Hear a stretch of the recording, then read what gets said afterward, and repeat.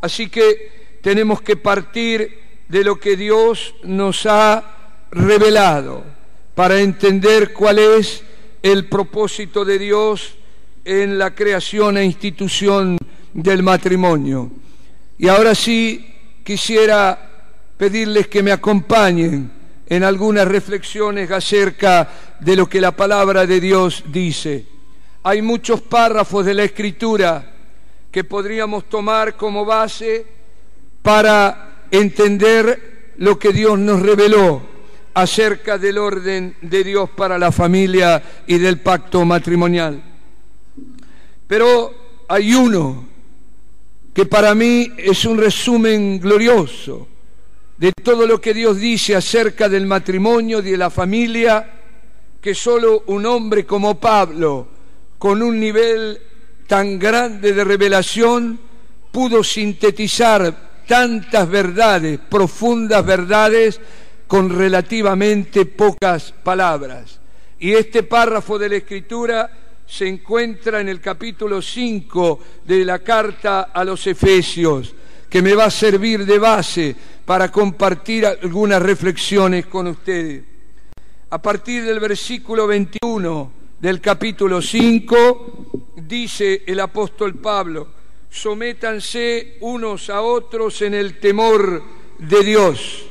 Las casadas que estén sujetas a sus propios maridos como al Señor, porque el marido es cabeza de la mujer, así como Cristo es cabeza de la iglesia, la cual es su cuerpo y Él es su Salvador.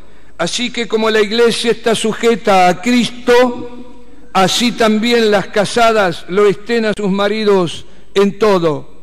Maridos, amen a vuestras mujeres así como Cristo amó a la iglesia y se entregó a sí mismo por ella, para santificarla, habiéndola purificado en el lavamiento del agua por la palabra, a fin de presentársela a sí mismo una iglesia gloriosa, que no tuviese mancha, ni arruga, ni cosa semejante, sino que fuese santa y sin mancha.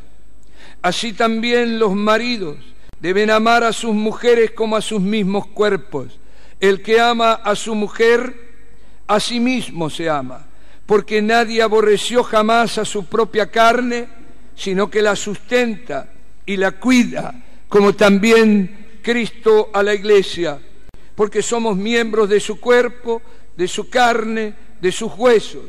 Por esto dejará el hombre a su padre y a su madre, se unirá a su mujer, y los dos serán una sola carne. Grande es este misterio, mas yo digo esto respecto de Cristo y de la iglesia. Por lo demás, cada uno de vosotros ame también a su mujer como a sí mismo, y la mujer respete a su marido. Hijos, obedeced en el Señor a vuestros padres, porque esto es justo. Honra a tu padre y a tu madre, que es el primer mandamiento con promesa, para que te vaya bien y seas de larga vida sobre la tierra. Y vosotros, padres, no provoquen a ira a vuestros hijos, sino críenlos en disciplina y amonestación del Señor. Dios bendiga su palabra y abra nuestro entendimiento para que podamos mirar, aunque sea desde una vidriera, las profundas verdades que están descritas en este párrafo de la Escritura. El apóstol Pablo, casi al final de esta declaración, de esta instrucción, nos dice algo que siempre me ha llamado la atención. Dice: les voy a revelar algo en misterio. Grande es este misterio. Mas yo digo esto respecto de Cristo y la iglesia. Usa la misma palabra misterio que ha usado para hablarnos de la revelación que recibió acerca del Evangelio, el misterio que fue revelado por una acción soberana del Espíritu. Lo que yo interpreto que Pablo nos está diciendo a los efesios y a nosotros les voy a revelar algo que no saben acerca del significado espiritual del matrimonio. Y yo lo he tomado así, como una revelación nueva que no existía antes, que podía deducirse, pero que no había sido definida tan claramente como lo ha hecho Pablo en la revelación que recibió de Dios. ¿Y cuál es este misterio en relación al matrimonio? Este misterio que revela Pablo es que el matrimonio es un símbolo de la unión mística espiritual de Cristo con la Iglesia.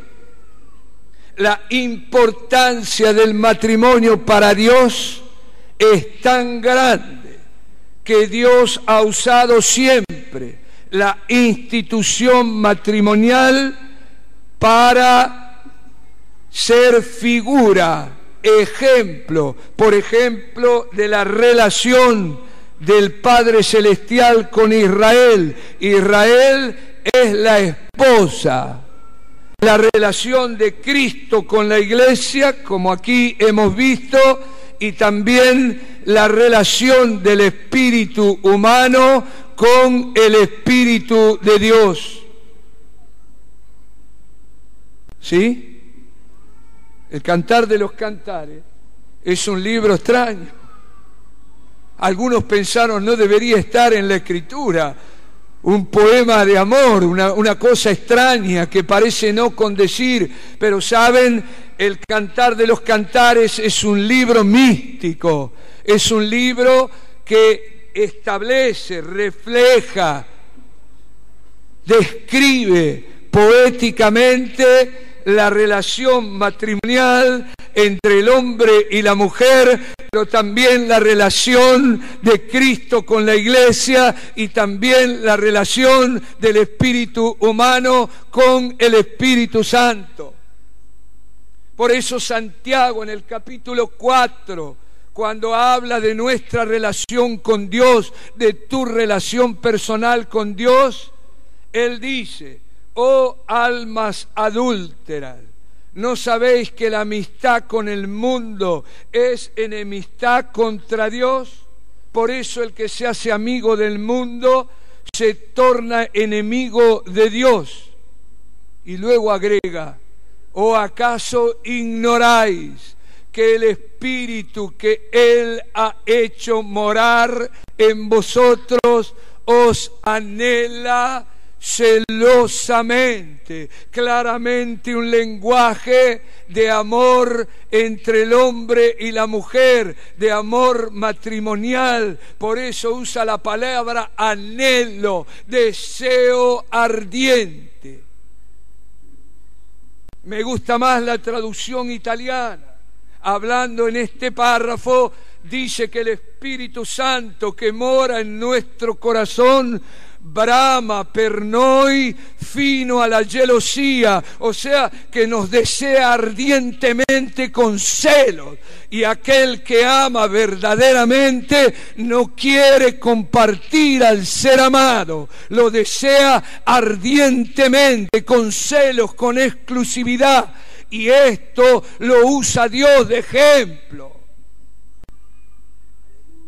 lo usa de figura, para que podamos entender el valor que tiene el matrimonio. Avanzo. Un símbolo tiene la sacralidad, la santidad.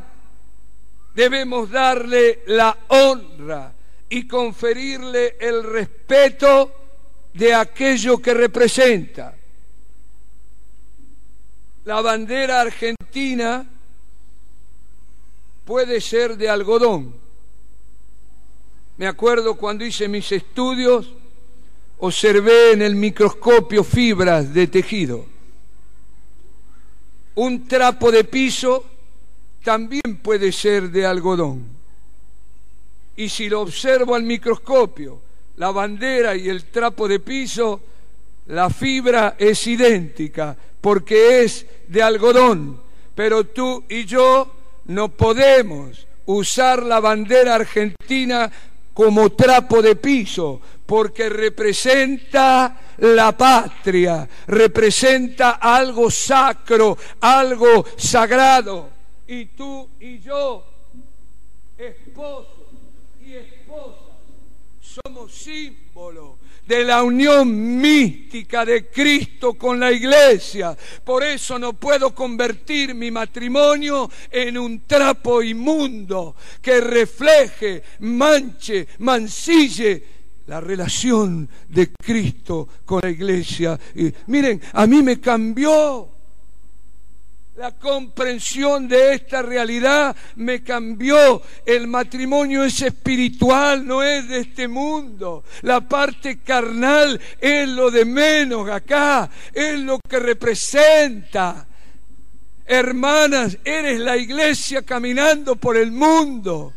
Esposo, eres Cristo caminando por el mundo y debe ser un espejo que refleje la gloria de aquel que nos amó. Bendito sea el Señor.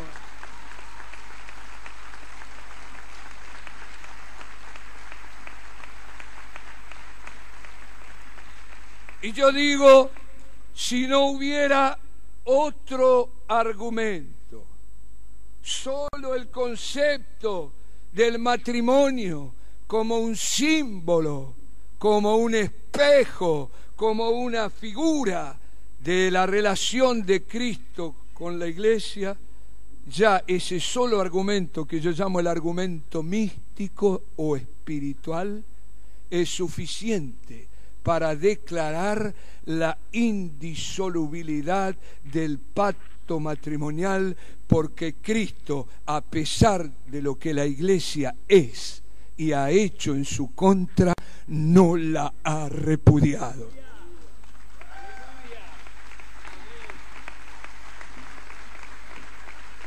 Y dime, hermano, ¿no mereceríamos ser repudiados?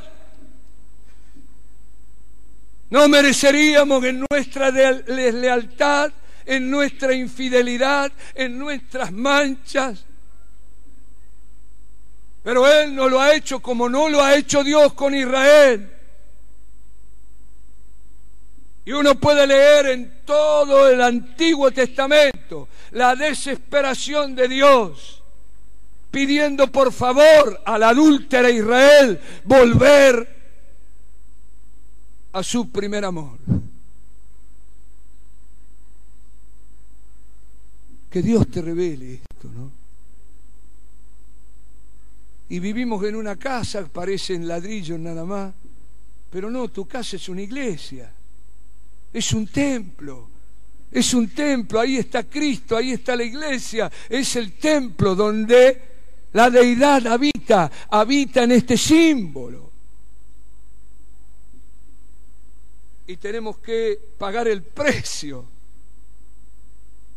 Y tenemos que ser responsables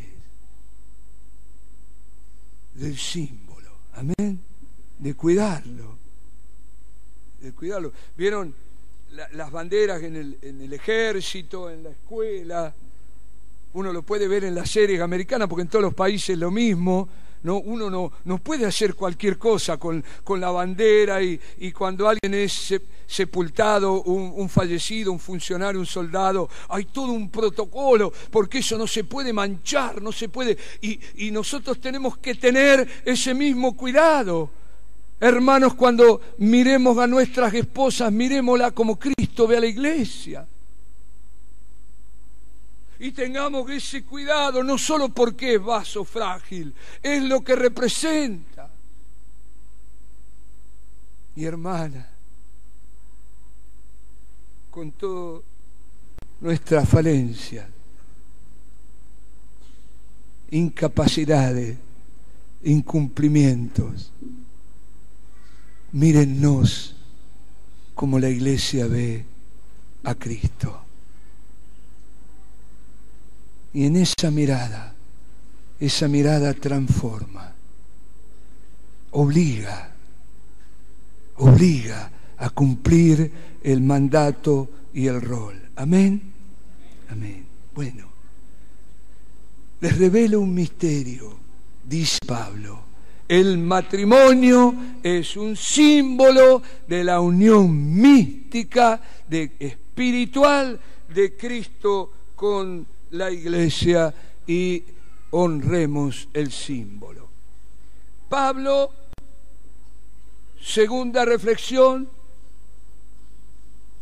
aduce que todo lo que él expresa en esta descripción del matrimonio lo hace en base a la ley fundacional de Génesis 2, cuando Dios mismo instituye el matrimonio y pone en boca de Adán lo que Pablo menciona aquí, que dice: por esto dejará el hombre a su padre y a su madre, y se unirá a su mujer, y los dos serán una sola carne. Hay una cita directa al párrafo de Génesis 2, que es la ley, yo le llamo la ley fundacional, donde Dios instituye el matrimonio. El matrimonio no es una institución humana, es anterior a la Iglesia, y la Iglesia no tiene autoridad para modificar una institución que Dios estableció antes que ella. No hay pastor, no hay teólogo, no hay papa, no hay presbiterio que pueda interferir, modificar ninguno de los preceptos que Dios estableció en la ley fundacional, institucional del matrimonio y de la familia cristiana. Y suena durísimo, pero no es más duro y herético que el hombre intente modificar la voluntad de Dios. Así que Pablo está afirmando: todo lo que digo se basa en la ley fundacional. Dejará el hombre padre y madre, se unirá a su mujer y serán una sola carne. Cada vez que hablemos del matrimonio, del divorcio, de la ruptura matrimonial, de la posibilidad de otro matrimonio, no podemos oír opiniones humanas. Tenemos que ir a la ley fundacional que cita el apóstol Pablo aquí, y esto le pasó al Señor Jesús. Mateo 19, Marcos 10, no tengo tiempo de leer, pero allí los fariseos se acercan a Jesús y le hablan del divorcio, le hacen una pregunta: ¿es lícito repudiar a nuestra mujer?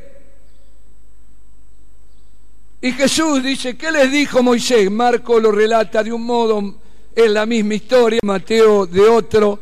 Tomo Marcos porque me sirve para hilvanar mi pensamiento. Dice: ¿qué dijo Moisés? ¿Qué les dijo? Y nos dio permiso para dar carta de repudio. Y Jesús le contesta a los fariseos: se la dio por la dureza de vuestro corazón, porque no son capaces de perdonar, de amar aunque no sean amados, y de mantener fidelidad aunque el otro fuese infiel. Pero al principio no fue así. O sea, Jesús está respondiendo a los fariseos como hoy tenemos que responder a los que se han alejado de la verdad, con la única respuesta posible: al principio no fue así. Dios dijo: dejará el hombre padre y madre, se unirá a su mujer, y los dos serán una sola carne. Sería suficiente. Pero Jesús dice, y yo os digo, lo que Dios unió, ningún hombre lo separe. Y para mí, perdónenme, estaba desautorizando a Moisés y partiendo de Moisés a cualquiera que en el nombre de Dios intente separar lo que Dios ha unido. Amén. Amén.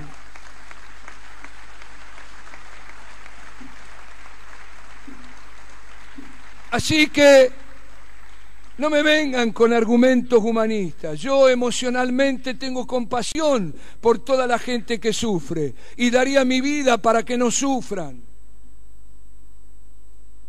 Pero no puedo alterar el orden de Dios. No soy más bueno que Él. Y no puedo evitar el sufrimiento en los errores y a causa del pecado, pero siempre la verdad sana, siempre la verdad consuela, siempre aquel que obedece la verdad recibe la gracia para vivirla, y esa es mi esperanza, y tenemos muchos entre nosotros.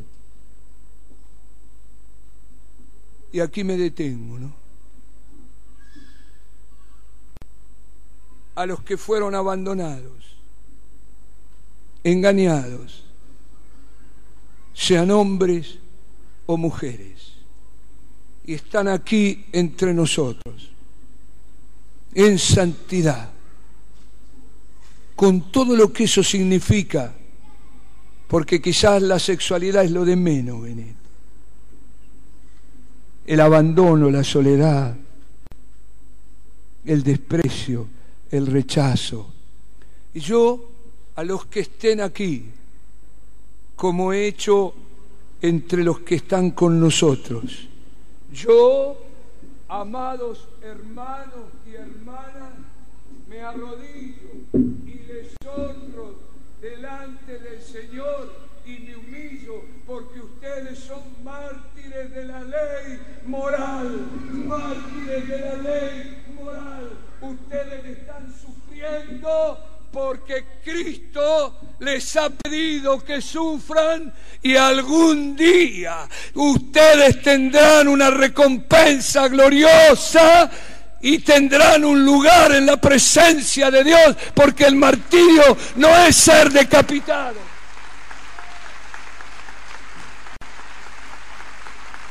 El martirio no es derramar sangre, o no es meramente eso. Cuando donas tu tiempo, cuando donas y entregas al Señor tu sexualidad, cuando enfrentas la vida como una madre sola o un padre que no puede ni ver a sus hijos y te mantienes en santidad para respetar la ley moral, eres un mártir. Y no estás sufriendo en vano. Estás manteniendo el símbolo, honrando el símbolo, manteniendo en alto la ley moral. Y yo les digo, creo sinceramente que en el mundo occidental, por ahora, la persecución va a ser moral. Va a ser moral y nos van a llevar presos, porque ahora en la locura aparece, porque dice, dejará el hombre padre y madre y se unirá a su mujer. No dice nada Dios. Hoy hay 9 géneros, me dicen: transexuales, bisexuales, travestis, homosexuales, lesbianas, que eso, nadie entiende realmente qué cosa es, todo contra natura, contra el orden de Dios, y nos van a llevar presos por decir esto, pero tenemos que seguir siendo profetas, porque eso es abominación, es pecado, es perversión, es haber dejado el uso natural de la mujer, como dice Pablo en Romanos 2, y haberse encendido en su lascivia hombres con hombres. Por eso Dios los entregó a una mente extraviada, como la que hoy reina en el mundo. Y ustedes saben, está ardiendo esta cuestión del gender, se pronuncia, no sé bien, en Europa hay todo un lío porque quieren instituir en la escuela primaria estos conceptos que vienen por la presión del lobby homosexual. Porque el mundo occidental camina a ser una sodomocracia, como estaba profetizado, porque dice la Escritura que los últimos días serán como los días de Lot, de Sodoma y Gomorra. Y esto hay que decirlo porque es parte del mismo paquete.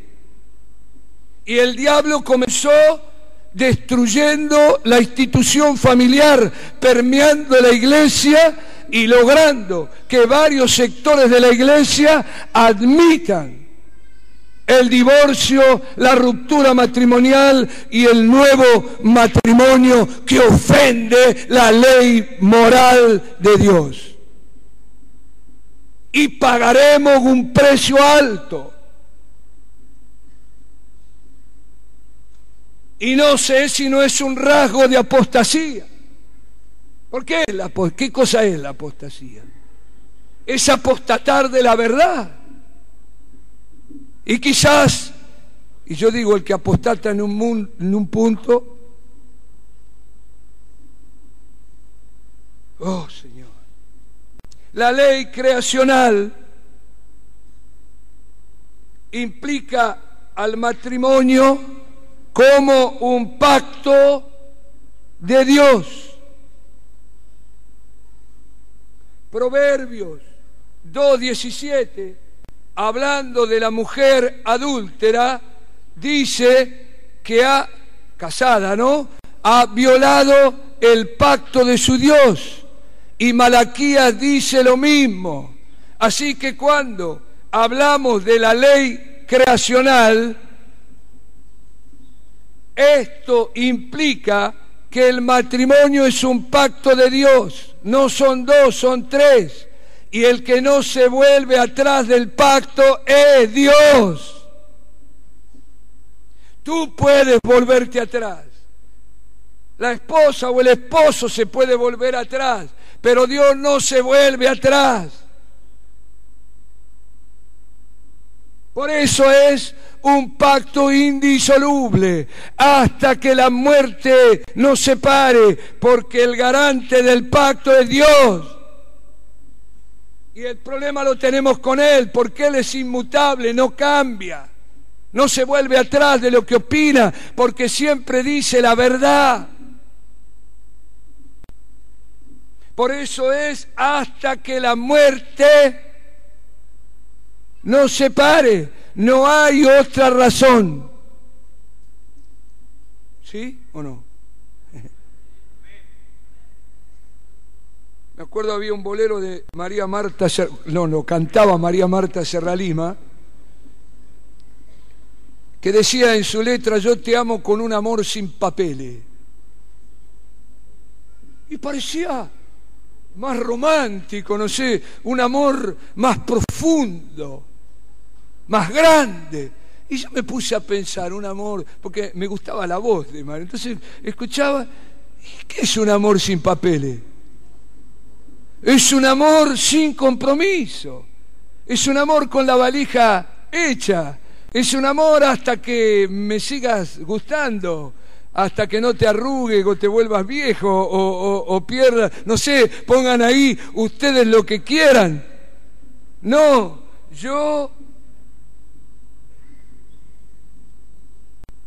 si yo quisiera llevar 20 anillos, 10 en las manos y 10 en los pies. Porque hice pacto, me he comprometido, quiero llevar carteles, quiero demostrar al mundo que soy fiel al pacto que hice cuando comprometí mi palabra. Lo hice delante de Dios y dije hasta que la muerte nos separe. Amén. Amén. Y mi señora, pobre, le tocó estar hasta que la muerte la separe con uno. Pero ¿cómo cambia la cosa, no? ¿Cómo cambia? Y uno ve ahora, ¿no? Yo escucho a algunos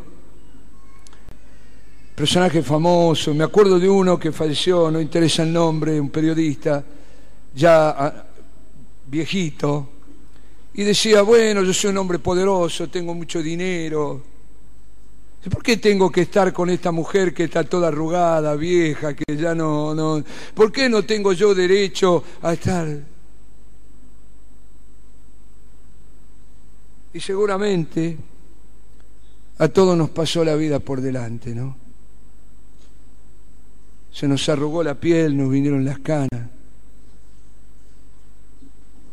Se perdió la energía, la fuerza de la juventud. Pero, ¿a quién tendría yo? ¿Al lado mío? Que me ame más que mi esposa. ¿Por quién la cambiaría? ¿Por una muñeca de plástico?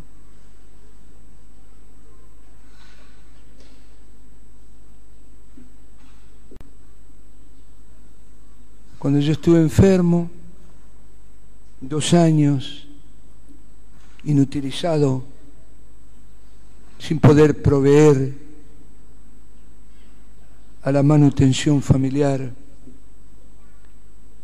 allí al pie de mi cama, por decirlo, no siempre, pero por decirlo así, estaba mi esposa, al lado de alguien que no servía, que no podía, que no tenía futuro, que tenía muchas cosas en contra. ¿Quién podría amarme más?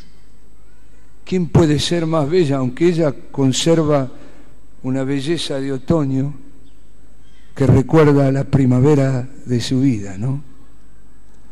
Porque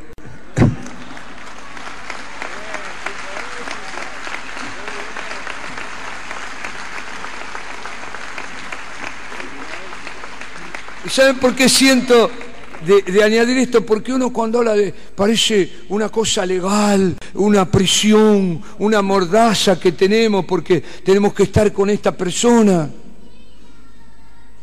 Pero en el orden de Dios. Porque Dios hizo todo en el concepto de familia, ¿no? En el orden de Dios, como ocurrió en las bodas de Caná, el vino del final es mejor que el vino del principio. ¿No le llama la atención que Cristo comienza su ministerio público en una boda y que el primer milagro que hace es convertir el agua en vino? Que uno diría, es ridículo convertir el agua en vino, qué milagro tonto. No, no era tonto, porque en esa boda había un festejo, el orden de Dios se estaba cumpliendo y todos deberían estar contentos porque el propósito eterno de Dios de tener una familia de muchos hijos e hijas iguales a Jesús se estaba cumpliendo. Por eso lo primero que hace Jesús no es ir a buscar a Pedro mientras pescaba, sino ir a las bodas de Caná de Galilea a reafirmar la importancia que tiene la institución familiar para Dios.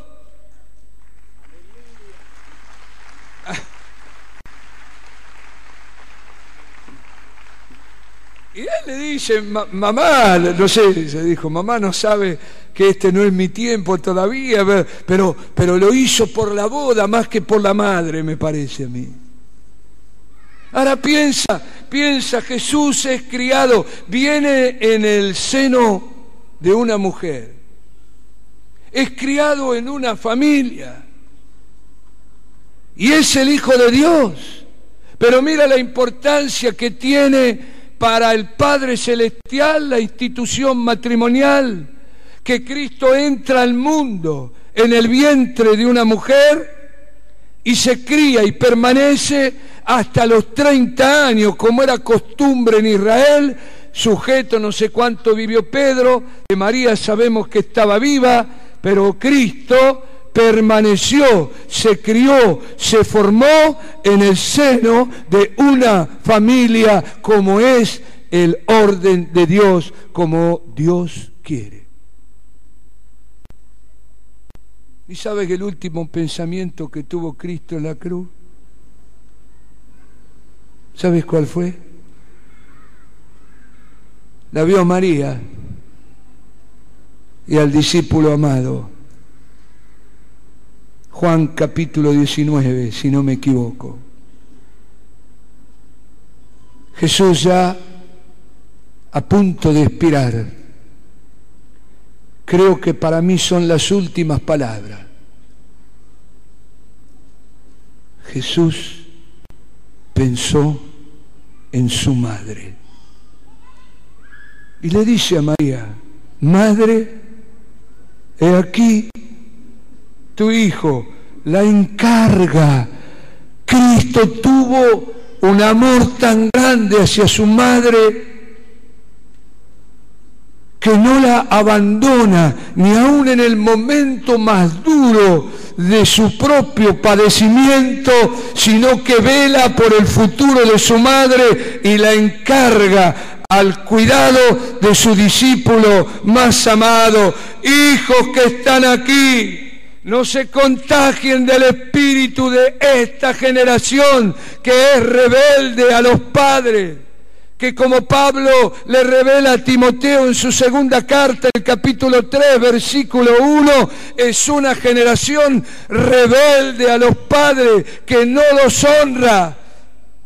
Y quizás sea una de las razones de la muerte temprana, del suicidio adolescente, de miles de jóvenes que por la droga o por la violencia asociada al consumo y al tráfico de droga se despiden de la vida sin haberla vivido.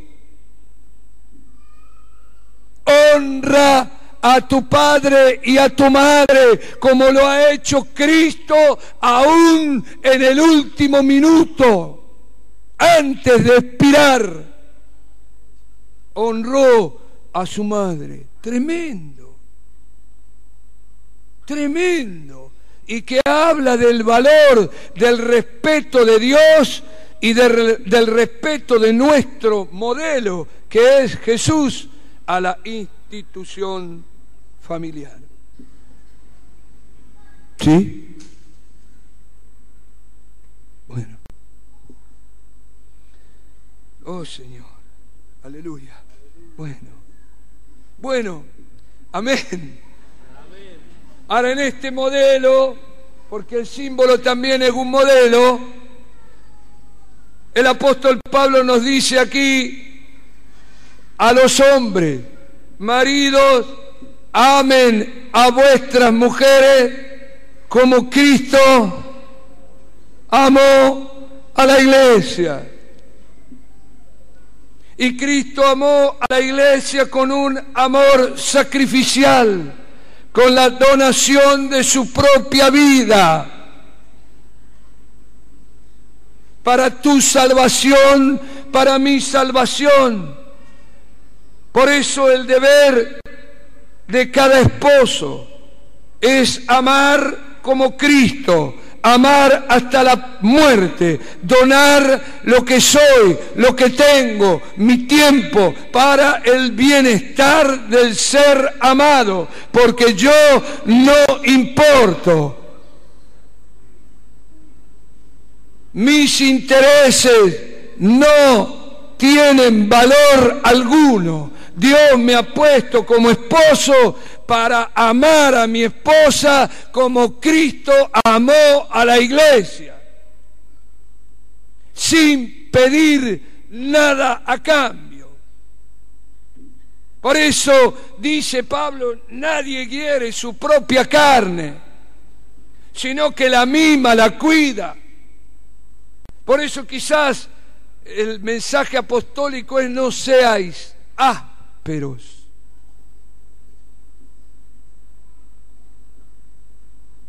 Amén. Yo no me casé para ser feliz. Me casé para hacer feliz a mi esposa. Porque el que ama todo lo sufre, todo lo soporta, no busca lo suyo, nada espera para sí. ¿O no? Es así. Esto es el verdadero amor, lo demás es amor propio. Amor propio. El amor matrimonial es muy parecido al de 1 Corintios 13, por lo que representa, porque representa el amor de Cristo por la iglesia. Así que, amados hermanos, Dios nos ha puesto primero para amar.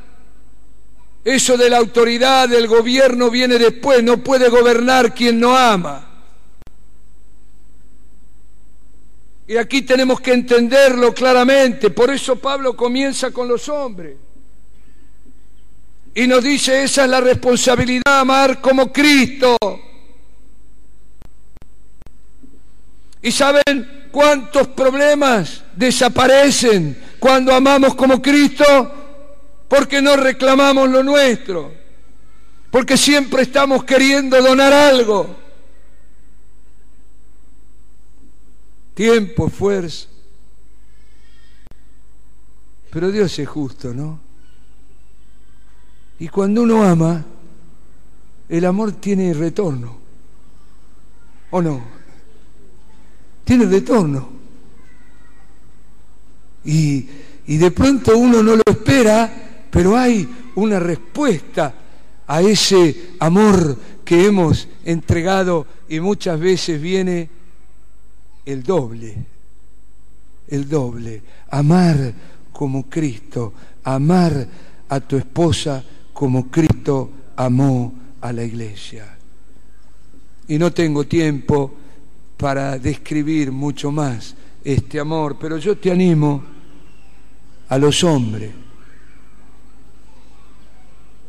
Lean, busquen en la palabra de Dios el trato que Cristo ha dado a sus discípulos, el trato de Cristo para con la iglesia, el trato de Dios para con su pueblo Israel. Amén. Es mucho más que el enamoramiento, ¿eh? Bueno. ¿Tú piensas que puede estar Dios enamorado de ti? Sí, lo dice Santiago, yo lo mencioné, ¿no? Me desea ardientemente, a mí. Pero el amor de Cristo es superior a ese, es mucho más. Es el amor ágape, es el amor de Dios. Y dice a las hermanas, en este orden de Dios, que deben sujetarse y respetar al marido. Y hoy esto sí que es una bomba.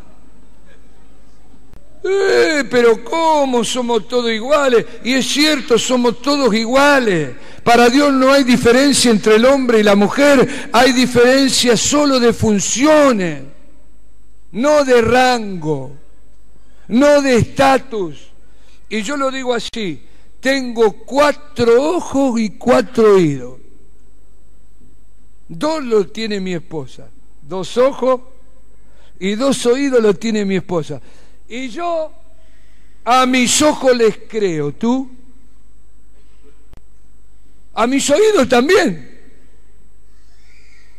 Y razono, decido, de acuerdo a la información que mis ojos y mis oídos me dan, y con el mismo fervor y por la misma razón le creo a lo que mi esposa ve y lo que mi esposa escucha y proceso la información de acuerdo, porque somos uno.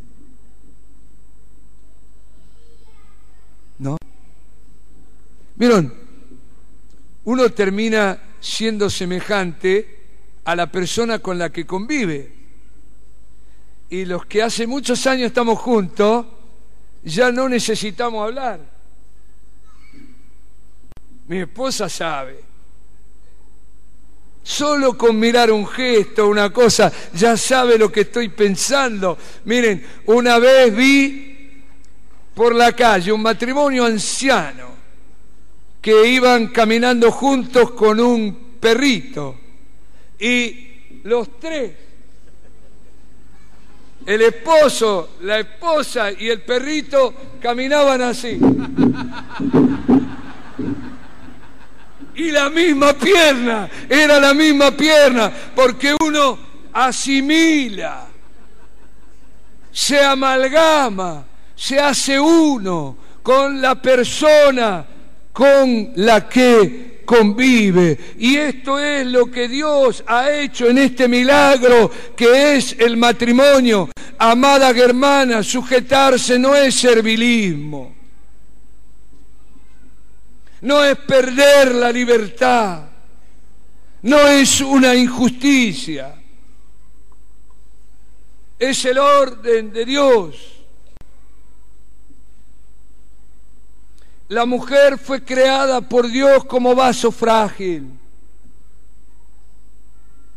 Necesita siempre protección del padre o después del esposo.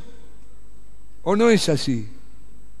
Bueno, yo conozco mujeres con bigote y barba, pero no físico, sino con un carácter masculino. Ahora les hablo a ustedes, hermana.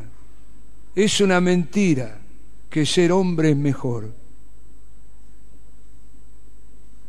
Es una mentira. Y yo cuando las miro, cuando vi a mi esposa embarazada de nuestros hijos, cuando hoy veo a alguna joven embarazada, miro el milagro de la vida y digo, qué privilegio. Bueno, no sé si los hombres coinciden, pero digo, ¿por qué querrán ser como nosotros? ¿Por qué querrán ser iguales a nosotros? Yo no lo puedo entender. No lo puedo entender. Y cuando yo las miro, hermanas, a cada una de ustedes, digo, qué privilegio. Cualquiera de ustedes podría haber sido María. Qué privilegio ser madre. Y creo que en cada una de ustedes que quedó embarazada, el milagro de Cristo encarnado en el vientre de María, de alguna manera se repite.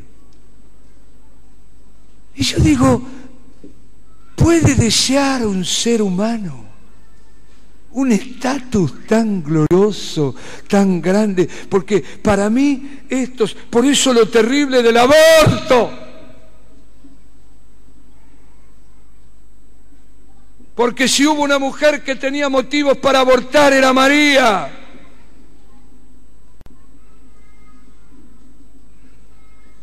Y Cristo hubiera sido asesinado.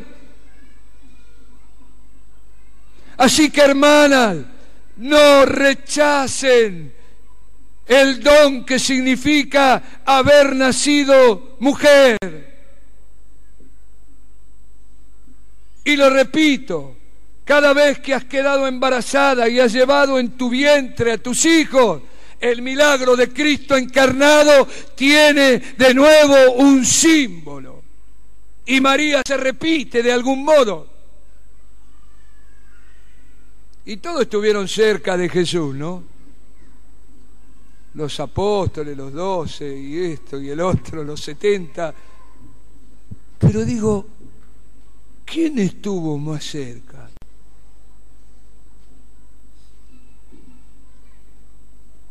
Bueno, no piensen mal, no me volví mariano, ¿eh?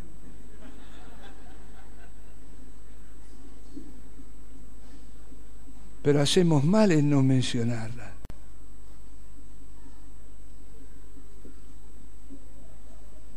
No la adoramos, no es la cuarta persona del cuarteto, ¿no? Pero representa a la mujer, escogida por Dios como todas ustedes, escogidas por Dios para cumplir la voluntad del Señor. A ustedes, hermanas, no les ha tocado llevar a Cristo en un sentido, pero en otro sí les tocará engendrar no solo hijos naturales, sino hijos espirituales para entregarlos al Señor y para que el propósito eterno de Dios de tener una sola familia de muchos hijos e hijas iguales a Jesús se cumpla. Amén. Amadas hermanas, las honro. No le crean a las mentiras del humanismo. Acepten el rol, la función que Dios les ha dado. Y me detengo acá, no sé por qué. Estoy quizá hablando más de las hermanas que de los hombres, ¿no? Pero yo aprendí en la vida de mi propia madre primero, de mi esposa después, que lo más parecido al amor de Dios sobre la tierra es el amor de una madre. Trabajando años atrás con los enfermos de HIV, yo enterré 33 jóvenes, el menor 15 años, el mayor 27. Ni una sola vez en los hospitales donde fui, o ahora que voy seguido a la cárcel, muy rara vez vi un padre.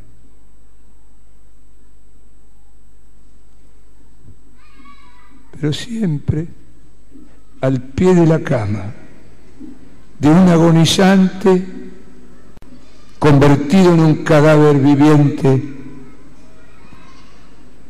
vi a una madre acariciar, bendecir, consolar. Benditas sean que están entre nosotros y nos sirven de ejemplo para que podamos comprender un poco cómo es el amor de Dios encarnado. Quizás por eso cuando uno está por morir, y a mí me ha tocado despedir a varios de la vida,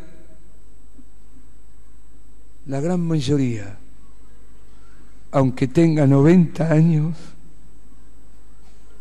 invoca a la madre. Invoca a la madre.